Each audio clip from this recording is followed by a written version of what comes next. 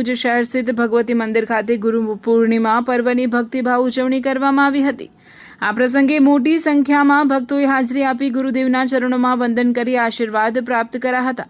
કાર્યક્રમ દરમિયાન વિશેષ પૂજા અર્ચના, ગુરુ વંદના તેમજ ધાર્મિક પ્રવચનોનું આયોજન કરવામાં આવ્યું હતું। ભક્તોએ ગુરુના ઉપદેશોને જીવનમાં ઉતારવાનો સંકલ્પ વ્યક્ત કર્યો હતો।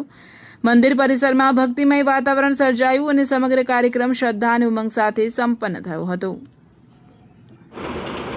હરિઓમ, જય જગતગુરુ। આજે ભગવતી ધામ ખાતે જગતગુરુ શંકરાચાર્યના સુશિષ્યો દ્વારા કંઠી પૂજન અને ગુરુ પૂજનનો કાર્યક્રમ કરી રહ્યા છીએ। આમાં ગુરુ પૂજનનું સનાતન ધર્મની અંદર વૈદિક મહત્ત્વ છે।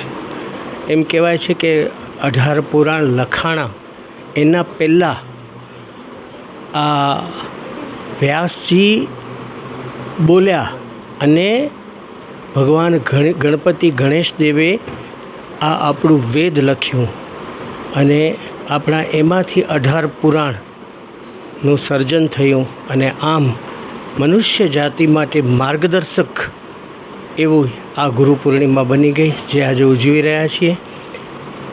બહુ દૂર છે ગુરુસ્થાન અને અહીં પરિવાર હોવાથી ન જઈ શકતા હોવાથી એક મનમાં પોતાના ગુરુનું પૂજન નથી થઈ શકતું। એ વાતે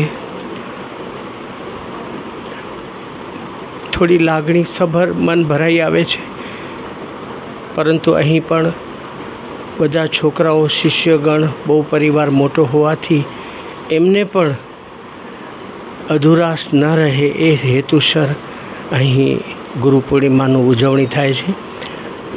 ગુરુ પૂનમને વ્યાસ પૂજન પણ કહેવામાં આવે છે અને વ્યાસપીઠ ઉપર વ્યાસજી જે બ્રાહ્મણ હતા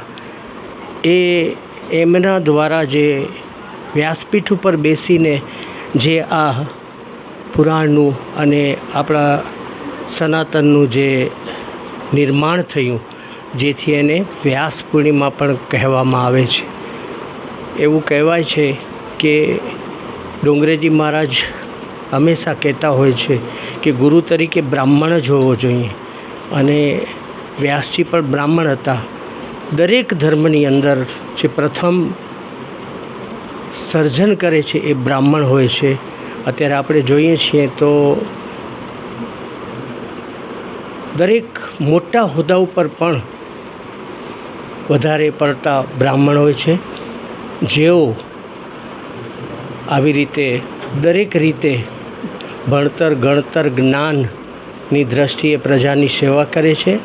અહીંથી ભગવતી ધામ ખાતે પણ દરેક સર્વ ધર્મ જોડાયો છે અને ખૂબ સેવાના કાર્યો આ શિષ્યો દ્વારા થતા હોય છે। મંદિર એક આસ્થાનું પ્રતીક છે, પરંતુ અહીં સેવાને વધારે મહત્ત્વ આપવામાં આવે છે।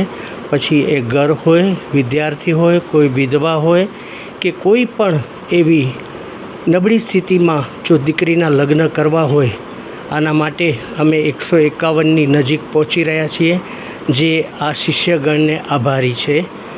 આજે વ્યાસ પૂર્ણિમા ખૂબ ધામધૂમથી, આનંદથી ઉજવી રહ્યા છીએ, જેમાં અલ્પાહાર અહીં બહારથી આવતા માટે અને આમ આજે બપોર સુધીનો આ ગુરુ પૂજનનો કાર્યક્રમ છે। અસ્તુ।